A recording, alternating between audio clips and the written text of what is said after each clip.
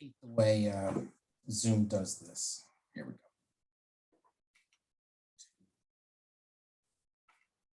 All right, so with any hope, you should be looking at a PowerPoint. Is that right? Thank goodness. All right.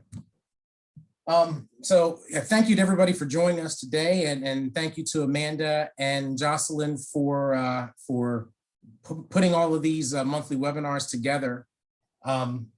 One of the topics that came up in our discussion of what to talk with folks about was finances, and that we don't really talk about it enough in our field.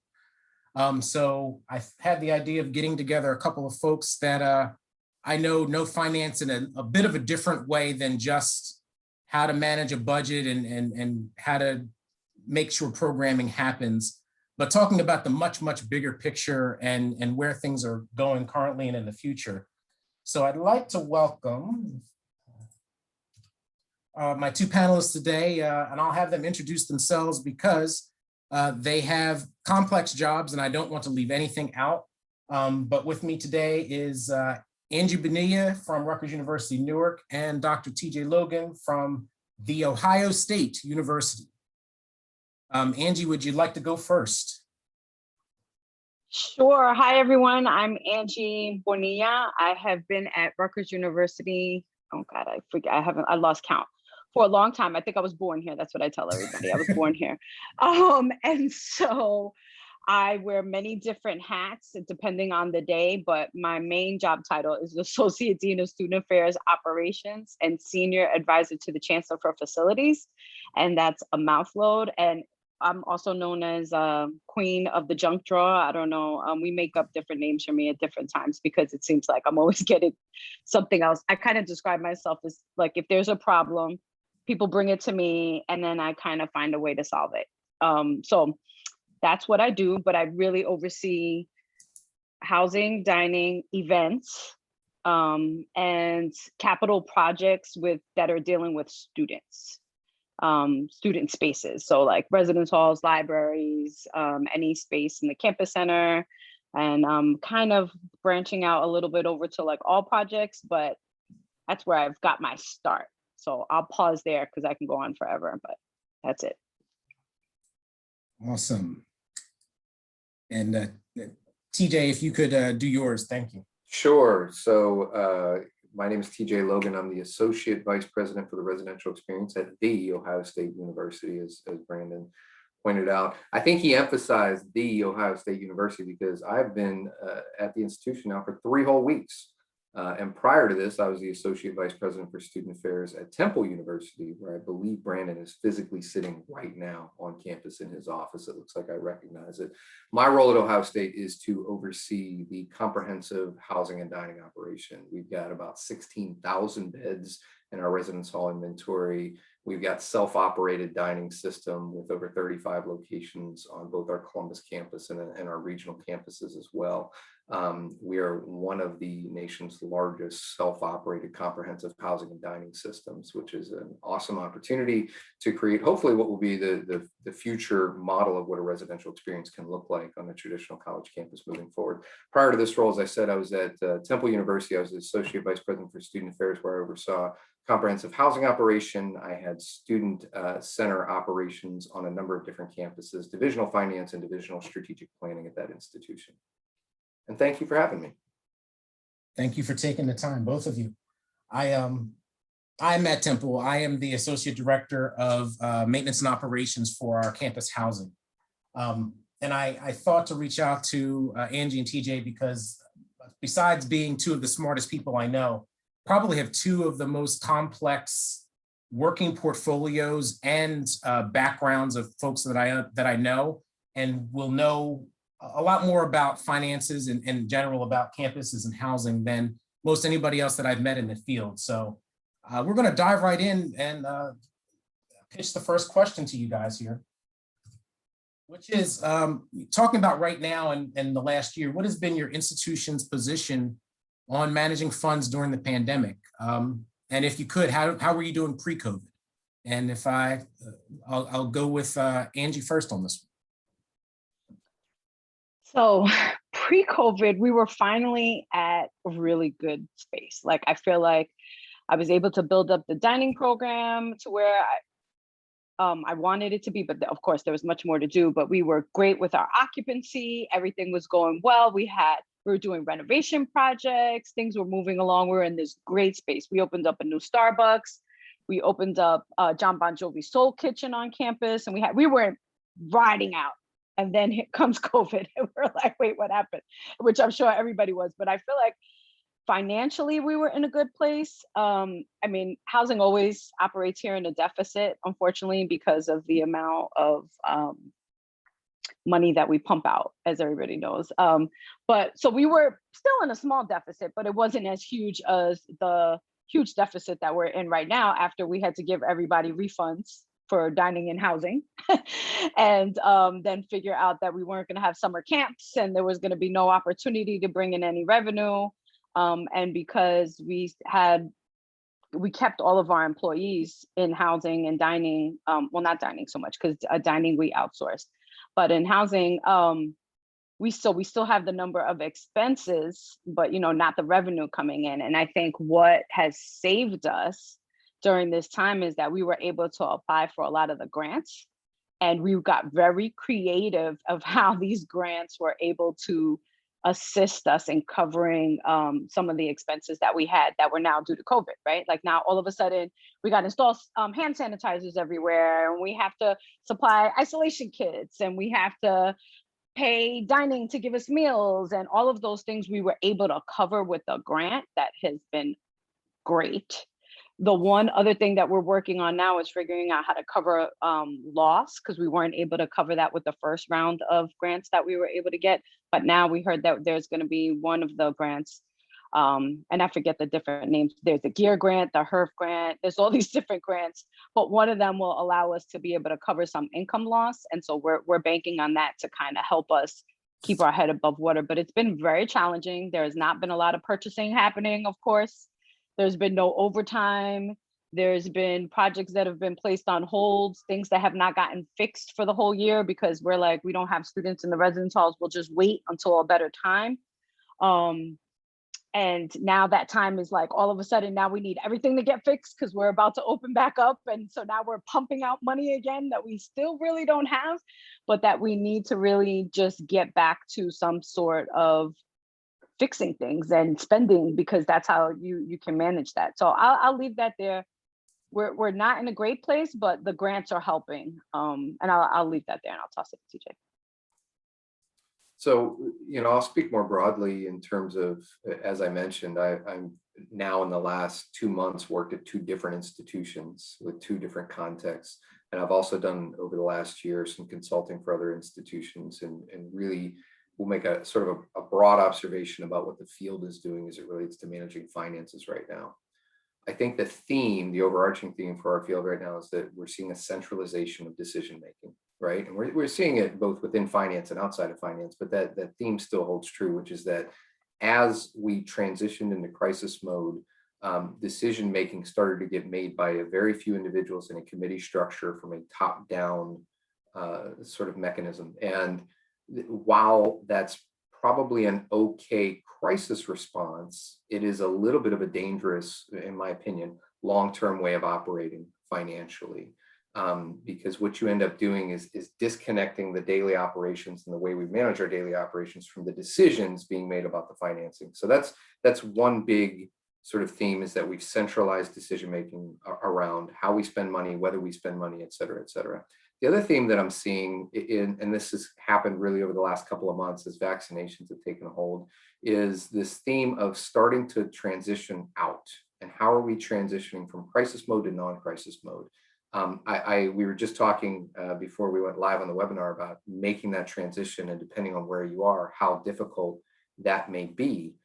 I tweeted, I hate to reference a tweet, but it's where I think out loud. I tweeted about a month ago, if we've been through about a year of this now, if you're still operating in crisis mode, it's not a health crisis, it's a leadership crisis.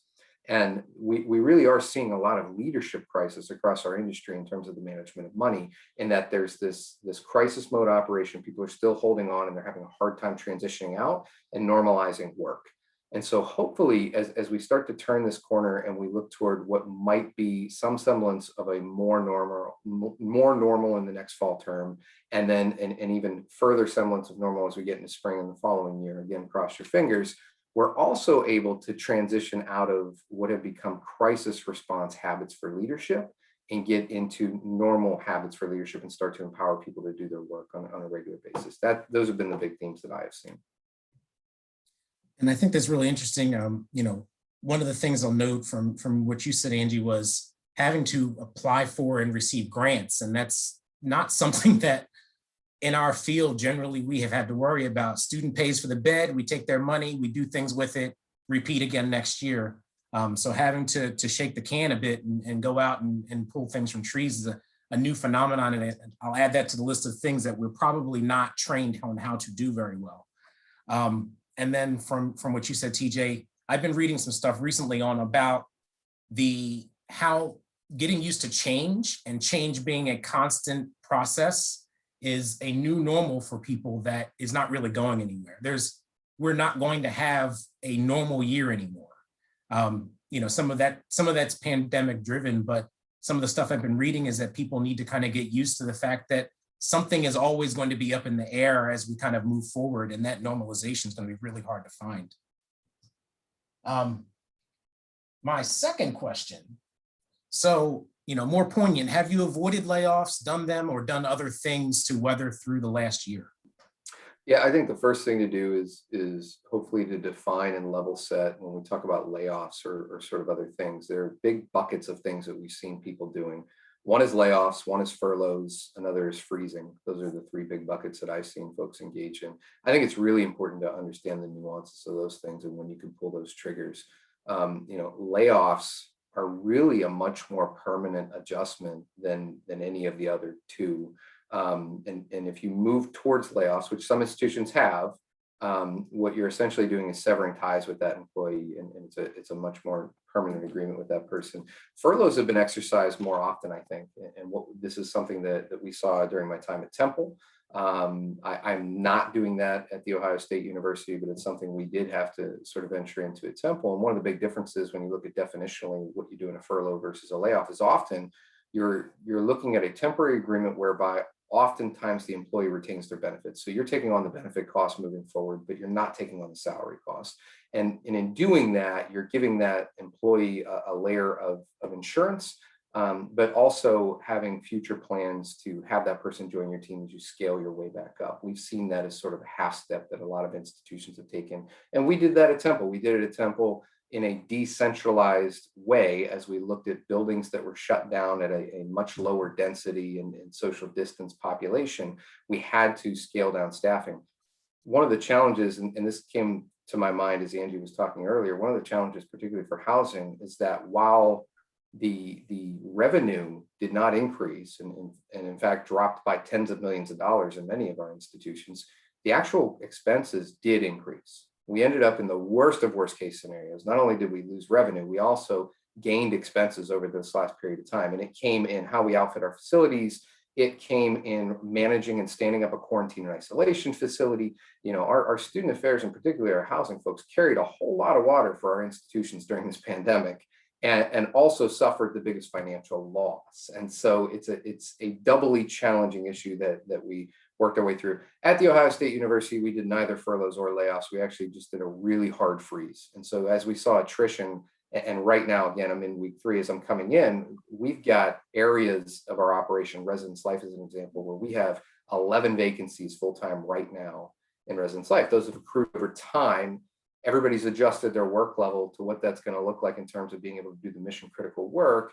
The big question we're asking ourselves now is how do we recover out of this in a smooth way that also leaves capacity on the table for the thing you talked about, Brandon, which is that we are going to be in a constant state of change. And how do we take that capacity that we built up over the last year and then strategically utilize it? Not just, you can't believe you're going to go back to normal. It isn't going to happen either financially or from an HR perspective in terms of your staff resourcing. How do you deploy those resources in a really smart way? And let me add one more layer on top of that in terms of that constant change we're dealing with. I was talking with staff about this the other day, and I'm pretty obsessed with this idea.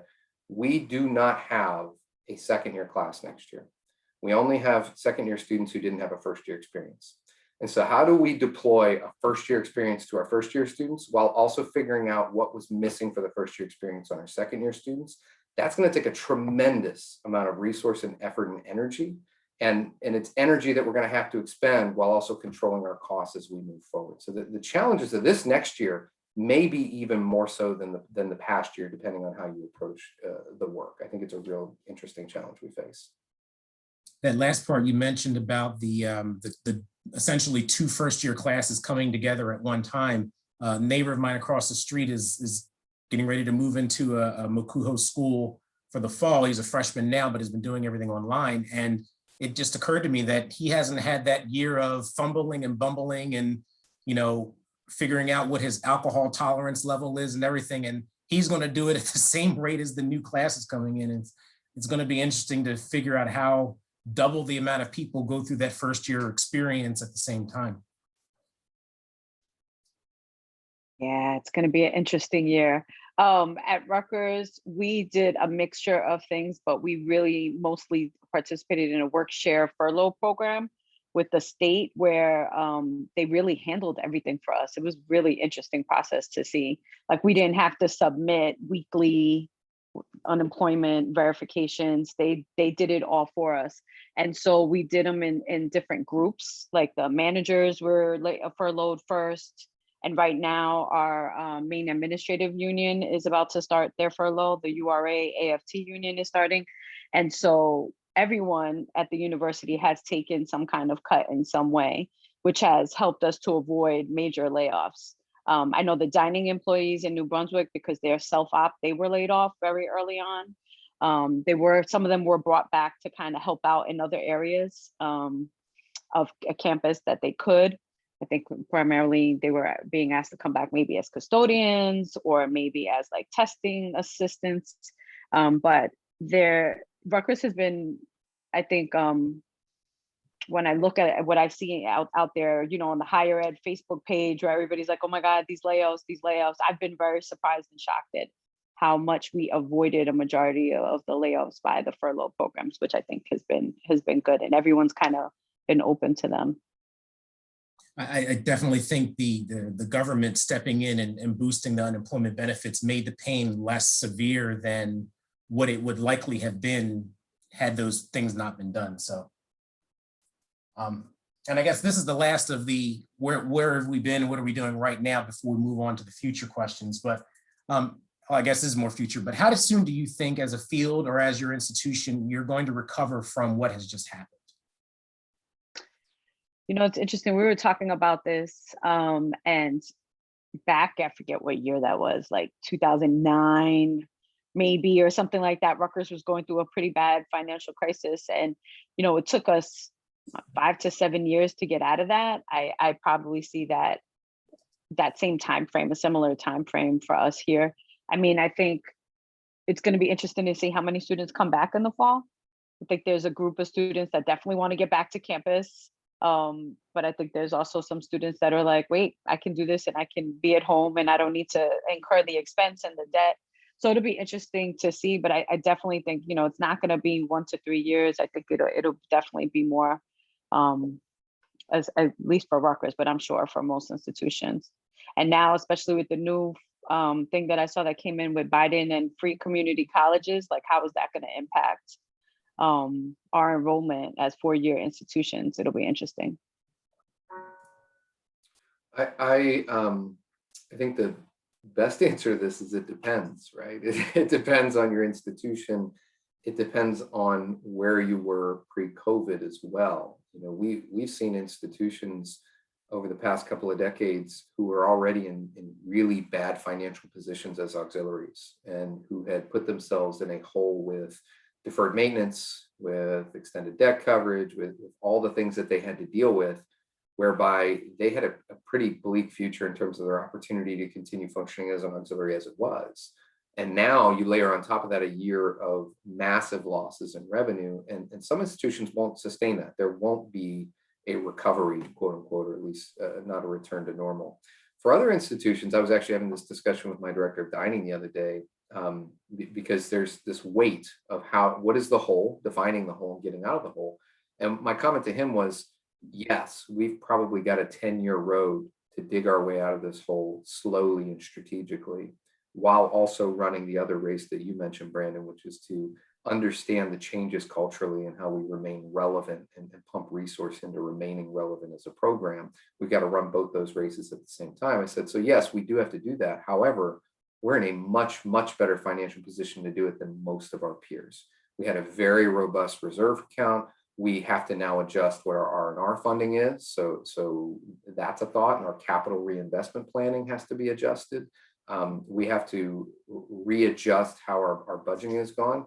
I don't want to say anything that offends anyone, but there are times where our field has gotten lazy, right? We've gotten lazy and reliant on a certain income level and an ability to then budget in a way that is a little bit lazy.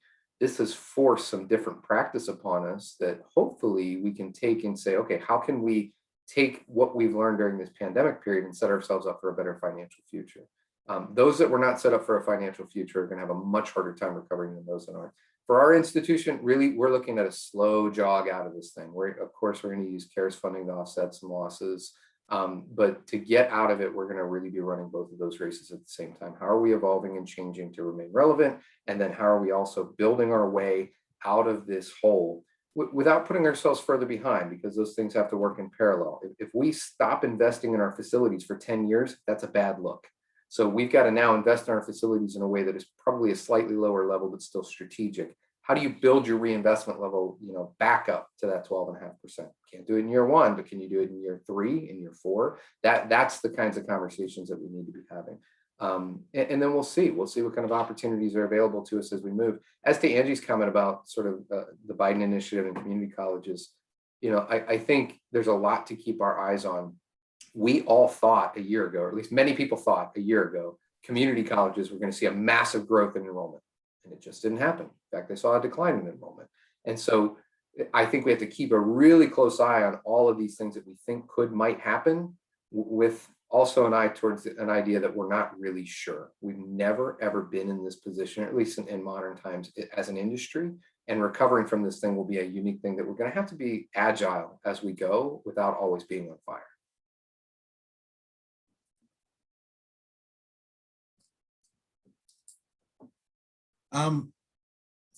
That comment about the uncertainty of the future, when you think about the for-profit sector and you think about the stock market, that you even think about gas prices as something tangible and simple. Uncertainty is what causes the highest rates of cost increases and inflation. It's interesting to think about that. And the other thing I think you said was really, something that, again, we as groups don't talk enough about is reserve funding. Where are your rainy day funds, and how have they been treated, and or are they being rated for things that they shouldn't be? And I think institutions that had a stronger approach to not spending every dollar that you made will probably come out a little easier. I was having a conversation with a small college president earlier this week who said, we did a good job of managing our funds, and we didn't have to lay anybody off. We made really great, smart decisions going throughout the pandemic and even prior to it.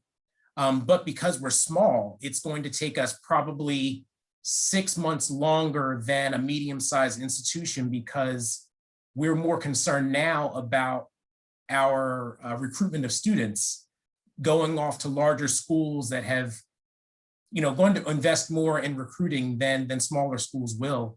He says it may take us 6 months longer, at least, if not more, to feel like we're turning the corner than other schools.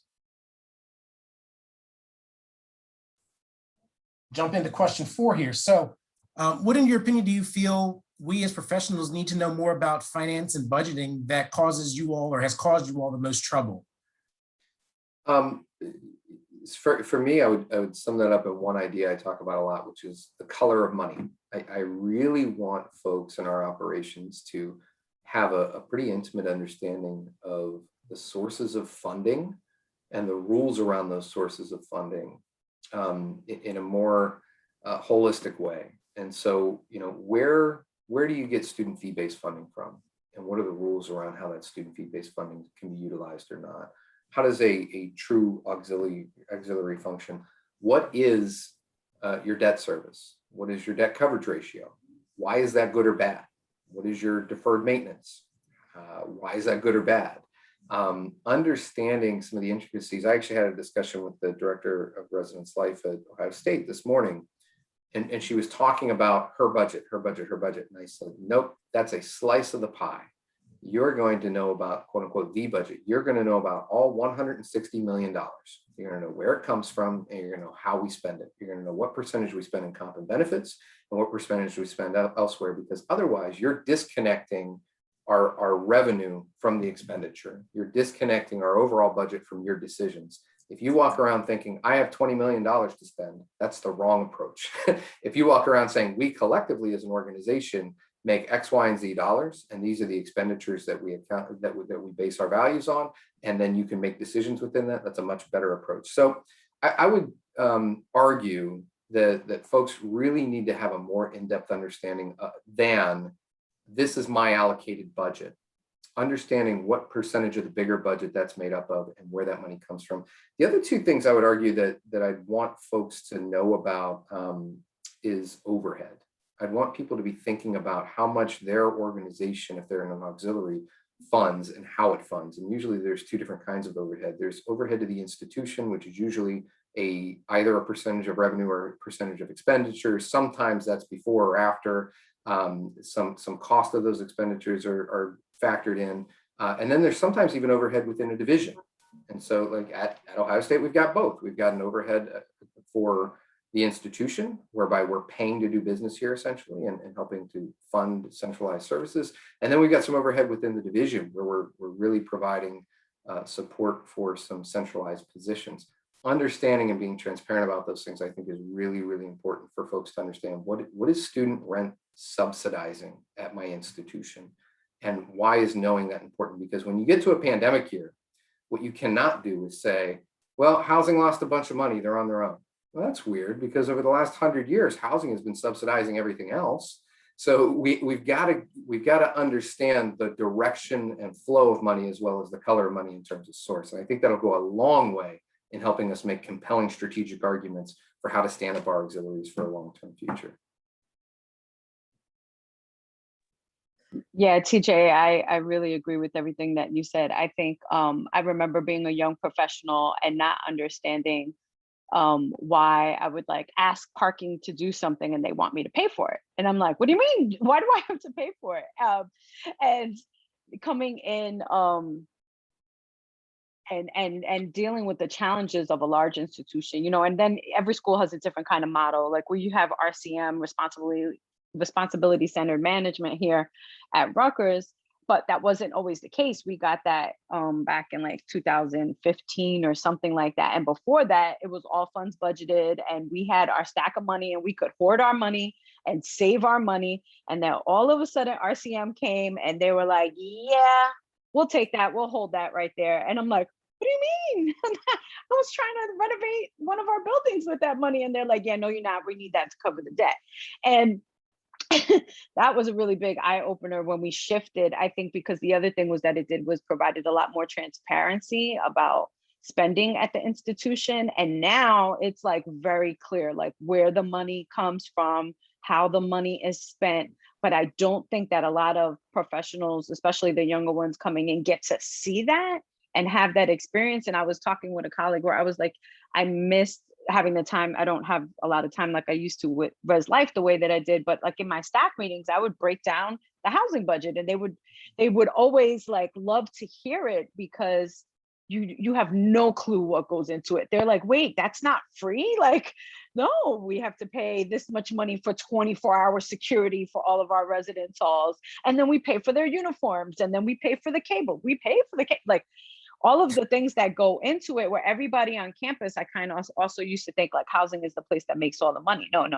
We pump out tons of dollars, especially because we have these aging residence halls that have old fluorescent lighting that, you know, the students leave on all year long. The water that just has been leaking in the lawn for 20 years. And we've just been, you know, fixing the grass every year and not dealing with the leak. I think a lot of young professionals don't know that. So I really encourage supervisors to spend the time if they can and giving like the budgeting 101 or all of that with their staff, because I think it's really important. And even as I've gone up the chain more and more, I've learned more and more, and I remember my previous director, who was the president of Makuho, Tim Johnson, sat down with me in preparation when he was leaving. And he was like, this is the budget. Like, let's talk about this and let's break that down. And that was my first experience in really getting into it.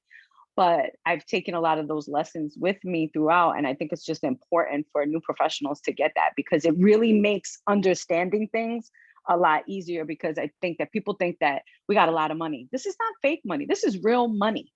And people think that, like, they have no clue how much fringe costs. They have no clue all of those different costs. So to see it on paper, it really does make a difference, I think, in how our staff can also support our decisions.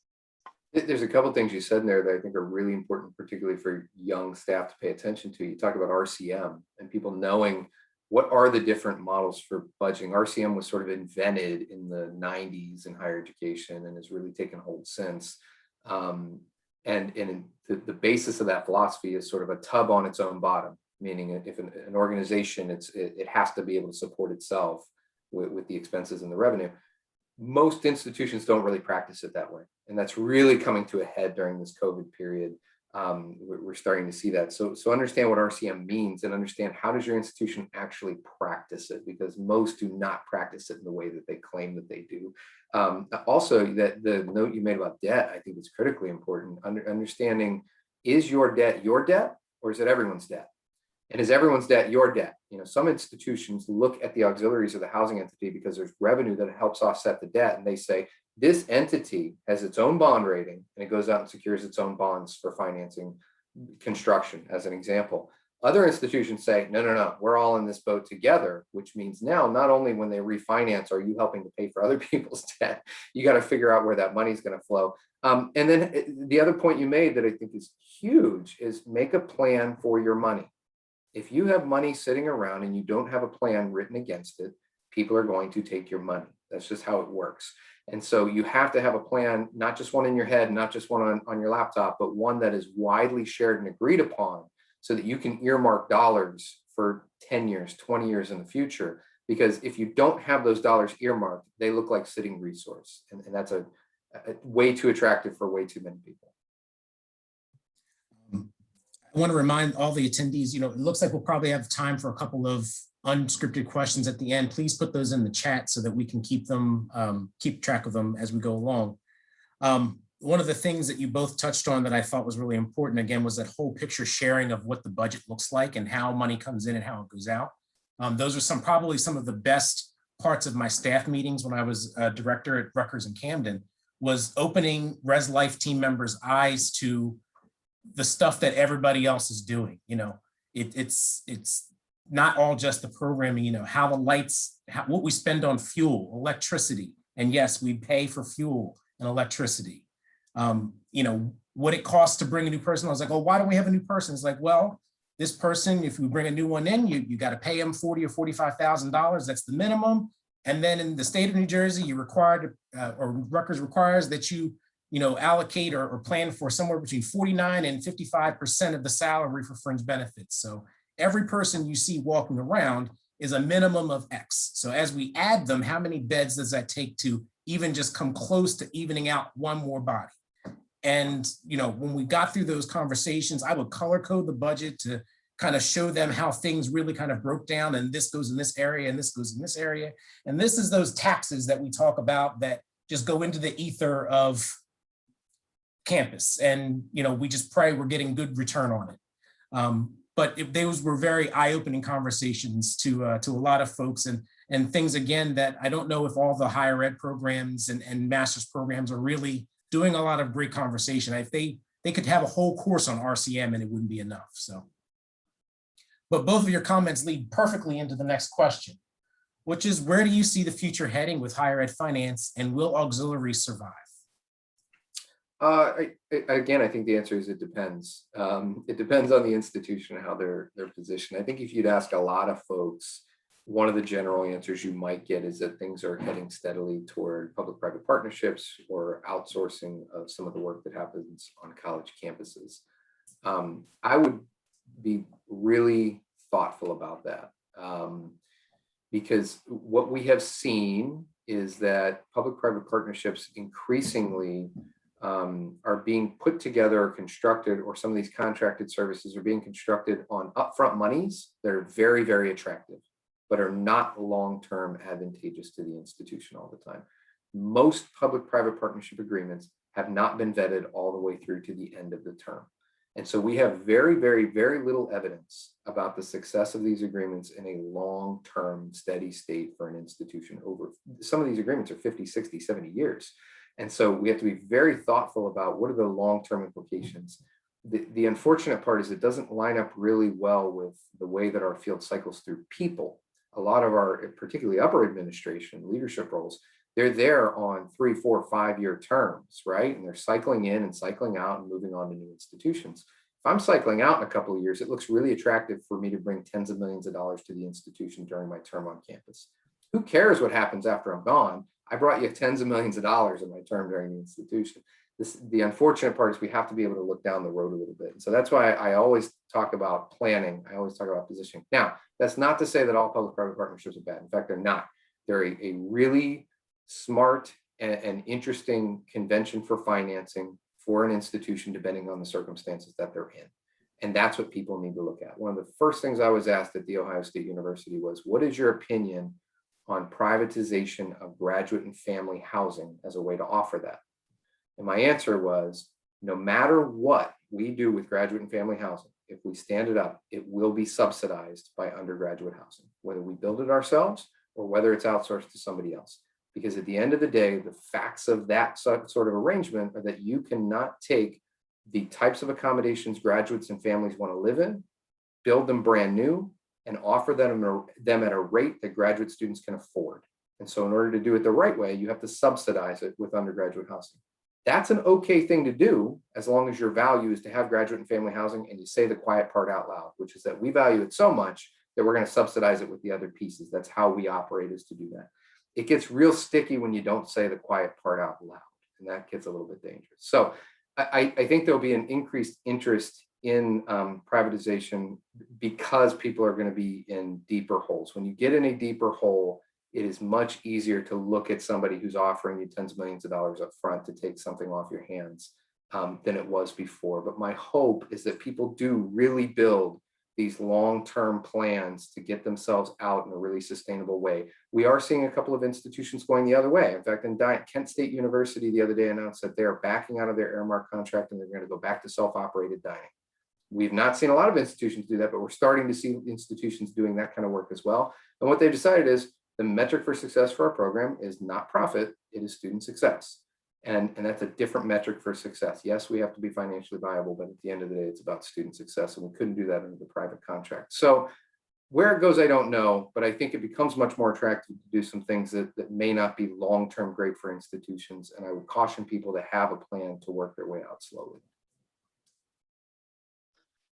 Yeah, TJ, I agree with a lot of what you said. I think that, it's interesting. You mentioned the whole dining piece. Like dining, I had no clue about dining until I took it over in 2014 and figured it all out somehow. And it's a beast, and it is a huge expense. And we outsource, and the thought of like doing self-op is like, I couldn't imagine paying at Rutgers fringe for every dining employee, and so that's a huge challenge for a lot of institutions. I feel like I've always said this, I don't know how we're going to get half of the things we have on our wish list done without like major donations. Like I keep hoping and praying that like all of my happy students that graduated, they're gonna come back and say, wow, you're still trying to fix Talbot Hall? Let me give you some money to do that. Not that I think that that's really happening, but that's like kind of my little dream there. Because I just don't know that I ever see like the light at the end of the tunnel. Like it always feels like we're just trying to keep afloat, and we're trying to manage, and someone has to help us cover our debt, particularly for us here. So I don't know, every institution is different. You're right, it's a different experience, but it's going to be interesting to see because, I keep hearing our admissions folks say, oh, we're in trouble. We're not going to be able to increase enrollment. We're going to lose enrollment, in the coming years. And I don't know enough about the data about that, about the boomers and there's not enough and all of that. I'm not sure, but I think it's going to be interesting to watch what's going to happen in the next couple of years. I think you make a good point though about sort of the relationships we have on campus. I think the era of an auxiliary housing organization or dining organization being able to work in a silo and just function, that's probably over. We have to be in very, very close relationships and partnerships with enrollment as an example, whether you have a first year or second year or third year requirement or no requirement at all, understanding, because we are wholly dependent on that population, understanding what the future looks like for your institution is critically important, both from a financial and operational perspective. All of that's, it's an ecosystem. Brandon's heard me say this 100 times. It's an ecosystem. I think of comprehensive housing organizations as a stool, and that stool has some legs on it. One of the legs is the financial piece. One of the legs is the residence life piece. One of the legs is the facilities piece. All of them are equally as important. And if you don't consider them all in the ecosystem, then that stool is going to fall over. And that's my biggest concern, is that we focus too much on one piece and forget that we need to focus equally, or else the thing starts to fall apart. It's a very interesting with this question. I'm thinking right now is like, oh man, I scheduled this at a really awkward time. Another organization that I follow, Nakubo, is having a webinar right now. And the title of the webinar is Student Housing is Your New Best Friend. And I had to laugh because it's like, well, we weren't your friend before. And of course, you want to be our friend because you're trying to come for the money. And I think, where we're at is going to put even more pressure on, if you were making money before, well, great. Don't plan on using any of your excess for anything because somebody's coming forward. And if you weren't making money, that's a whole nother problem. Well, Nakubo's that's your CFO, right? That's Yeah. your business officers at the institution who are really cozied up to your presidents, and CFOs have a lot of decision-making power right now. They really do. And so having that relationship is going to be important. This idea that we can just function in our own little world of residence life and everything's going to be okay. It's not going to work that way. We really have to be more intimately entwined in the financial decisions being made by the institution. One of the things that I'd like everybody to take away from this is, when I think about upper administration and who are in those roles, I've joked with Olin before and I've joked with other people before as like, the one thing about student affairs is that we get so comfortable and family-like here that we never leave the bubble and try and go above it. And wouldn't it be amazing to have a CFO that speaks housing or that speaks student affairs, where at these critical times, your president, who's typically a faculty member, and they may understand finance and they may be completely reliant upon their CFO to guide them on what they're doing right now. But wouldn't it be amazing if one of us had enough knowledge, education, experience, understanding about how these things work to have someone who really, really, really gets what we do in that key role in the room where it happens, to take the Hamilton pun. And I want to encourage all of you to consider that as you move forward in your career thinking, is to see if we can't get a few more of us in the room where it happens, because we end up dealing with the decisions that they make, but we're not there to advocate for what's happening. Brandon, it's interesting because more recently I've been able to be in the room and the conversations as my role has changed. And I was going to get to that. It was so amazing. Oh, I'm sorry, but it has definitely changed the game, I think, for leadership here, because I come with a different lens that they have no clue about. And I think what's beautiful, what's happened for you, not that I think you would have seen it coming, and it probably feels like a truck hit you on some days, but you have gotten into the room where it happens, and now they're giving you more to do. Again, something that you're probably not real excited about most days, but they're getting to understand that housing professionals, student affairs professionals do have a valuable voice and a valuable knowledge set to play in these bigger roles, even with the library and with the campus center, about what students really want and really need. And it's not $300 light fixtures that gets it done for them. It's other things. And being able to have a qualified voice in the room that can speak to that is really important. which I think leads somewhat into the last question here, which is how can folks that don't do a lot of work with budget and finance on a regular basis get better at developing those skills and being stronger leaders for the future? And how have you done it? Mm. I would, oh, go ahead, Angie. I can't remember who's going first. You go ahead. You go ahead. Well, I was going to say, at a minimum, and using that sort of room where it happens analogy, if you want to get to the, well, when you get to the room where it happens, I would implore you to know the language. I think it is critically important that you challenge yourself to, at a minimum, learn and know the language. And there's a variety of ways to do that.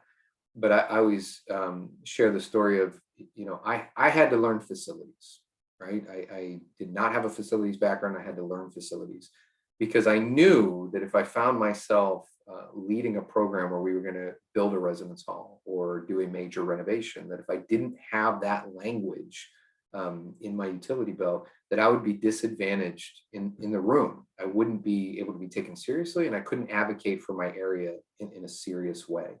And so I cozied up very early on, and I mean very early on, with facility staff. And I would spend weekends going on tours of buildings with them. I would spend time during my week in project management meetings.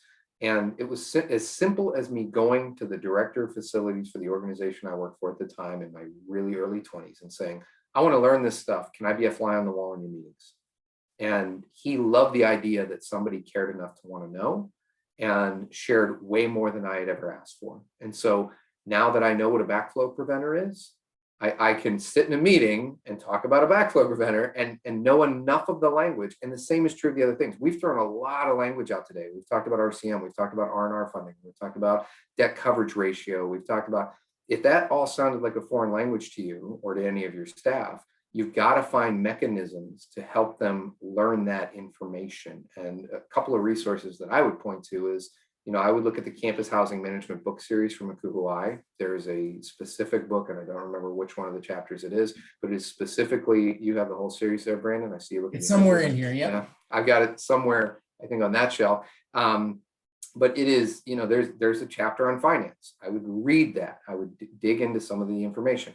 I would find your closest colleague who is a financial person at the institution, whether it's within your organization or on the CFO's portfolio, whatever it is.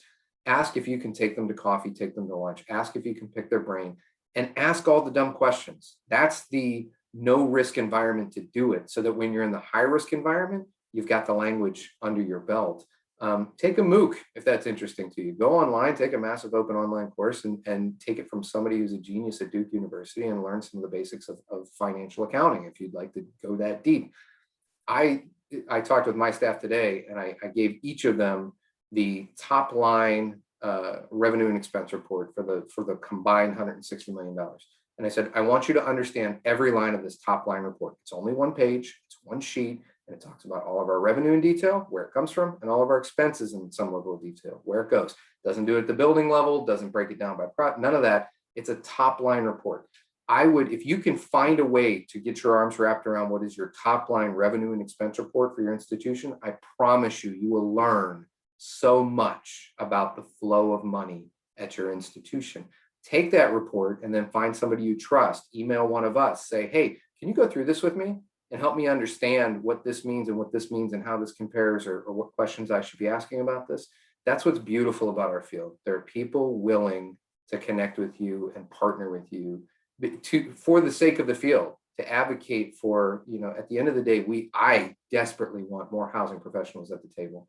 I want people that understand public-private partnerships. I want them to understand finance. I want them to understand facilities, but I don't want them there because they understand those things.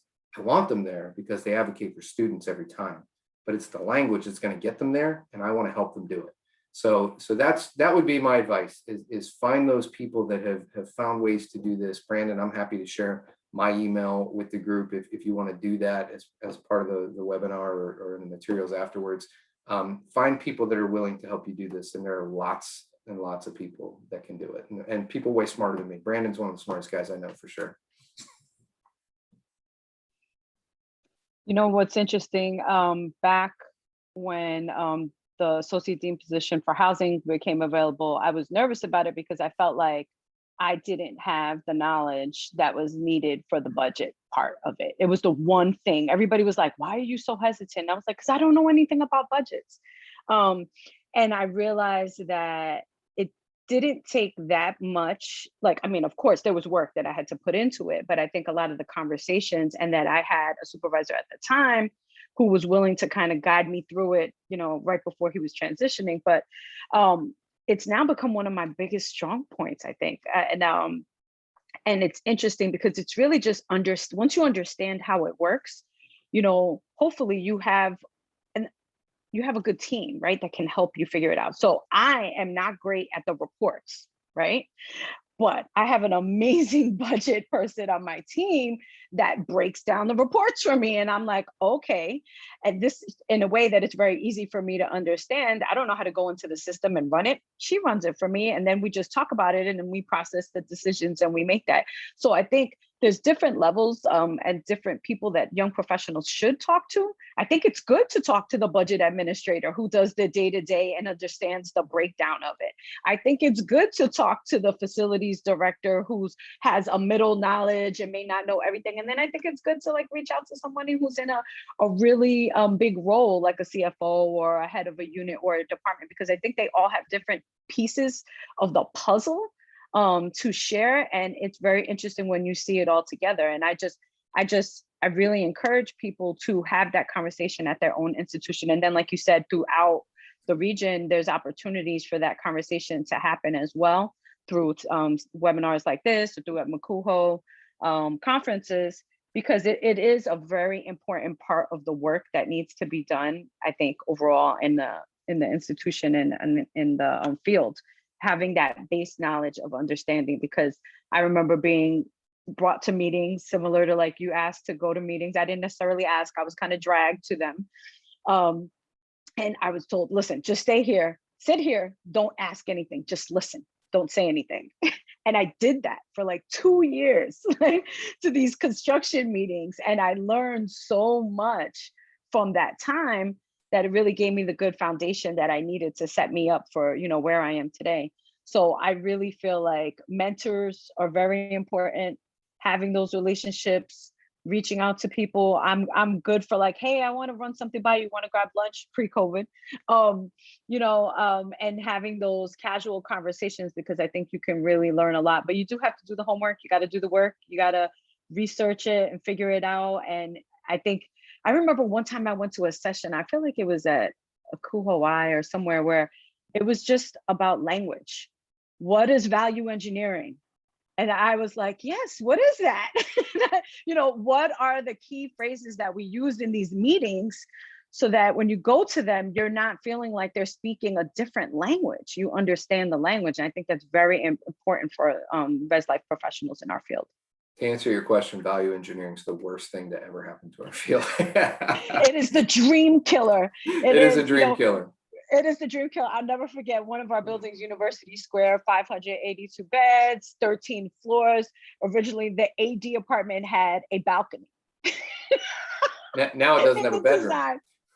Right. And it was a balcony. And I was like, oh my gosh, if we get this, it was the first thing that got chopped. Well, and what scares me more is what gets value engineered behind the walls.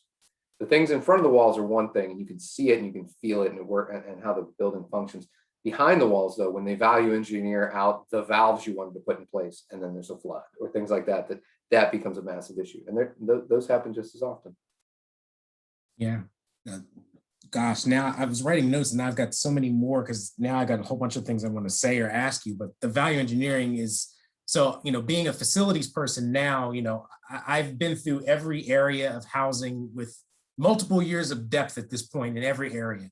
And right now I'm in the facilities pool in the deep end, and the value engineering is what kills me every day, of things that should just never have happened from the day negative 365 of the project.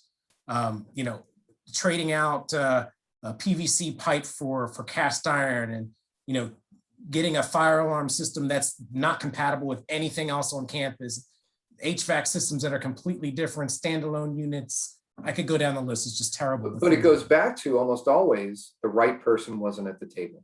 Yeah. And that's why I want to advocate so hard to get the right people at the table. And that's what I hope you all will take on as a responsibility. I'll add to this question as well. I think one of the things that both of you touched on is facilities people love to talk. I mean, you don't have to give them food, you don't have to feed them anything, but they love for people to ask them about what they're doing and what's wrong and what would they fix. If you got $20,000 tomorrow, where would you spend it? They have an answer all the time. So for those of us that spend time in buildings and are around those staff, there's no reason not to start to build a knowledge base of what's going on in your facilities, because they will more than happily take time away from doing a key repair to walk you through something that is, probably not as important, but valuable to them just to get it off their chest. And then, when it comes time for you to use your professional development dollars, don't always look at the same opportunities, go to something adjacent every now and then, go to the Kuhoi/APA conference or the one on business operations and sit in some sessions where you may not know a thing that's going on, but you start to pick up that knowledge. And most importantly, you start to meet people who sound smart, which might mean they are, and you can ask them questions. And most people, again, are willing to explain what they just presented or talk to you about a topic or tell you how they learned what they learned. And some of the best knowledge that I've gotten has been conferences that were not related to the thing I directly wanted to know. It's been the adjacent stuff that I've gotten so much more information from at times. APA is a phenomenal conference. If all of you have never been to APA, it's one of the best conferences in terms of hands-on real knowledge, both about your buildings, but there's also a massive financial component to that. How do we do capital planning is a massive financial component of APA. It's a really, really good conference. Check out NACUBO, check out NACIS, check out these other places where people are sitting in decision-making roles and doing those things. And also, go check out the senior housing officer type exposure opportunities. If you're not in a senior housing officer role now, find people who are and get close to those folks. Or if you are in one, please take advantage of the senior housing officer resources through Kuhoi, like the institute that they do on a biannual basis. So, that was the end of the scripted questions. And we've talked at length about other things. Are there questions from the attendees that we can answer in the last minute or two that we have? If someone wants to unmute themselves, I don't see anything in the chat.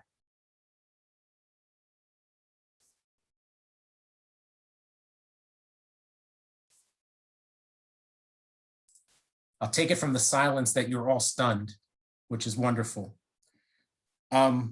I guess I'll give everybody, both of you, just an opportunity for a closing thought if you have one. Ladies Everybody take a moment to recharge this summer, because I feel like we're going to come back into the fall and it's going to be very challenging for us all. And I know this past year and a half has been very challenging. And so I hope everyone takes a chance to recharge and refocus and choose joy. That's my little mantra, because it's going to be a tough year coming up. But I think as young housing professionals and others, it just start to figure out what you think you're interested in, and whatever that may be, explore it. But I do think that housing, understanding the financial part behind everything really matters, whether you're into judicial, whether you're into anything else. I think understanding the financial part is key. So do that. My parting thought is, do not be in a hurry to return to quote unquote normal. Run both races, right? There's the race to be relevant and there's the race to recover.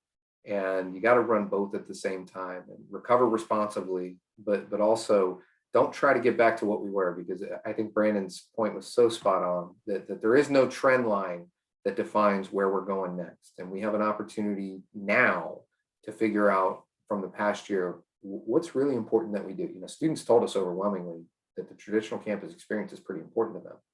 They told us that housing and food insecurity was important to them. They told us a number of different things about the role that we play in their lives that were important to them. But they also gave us some insight into what we can stop doing. And so please run both those races at the same time and get yourself to the table in any way we can help. We would love to do that. Thank you very much, Angie and TJ, for your time. I know pulling an hour out of your hat, particularly with less than a couple of months' notice, is not the easiest thing to do. So I appreciate you spending some time with Makuho today and sharing your thoughts and being vulnerable and open to answering some questions and really challenging us as a field on things that we need to get better at. I want to leave, there's one more here, hold on. Okay, I want to leave everybody with one last thing, just closing business on Makuho stuff. Again, thanks for attending today. You could have spent your hour anywhere else. I'm glad you were here with us. And a reminder that while just not enough going on right now, there's also a lot going on in the field and in our world, and to be engaged in some way. One of the things that we've got coming up next month is our Makuho Social Justice Symposium. Registration for that event is open now on the website. Open through May 7th. It is free. Please, Amanda or Jocelyn, if either of you wants to say anything, but I just want to encourage as many of you as possible to make time for that day and that event, so that we're all fully present for that discussion and those resources, and are better prepared to help our students when they come back in the fall.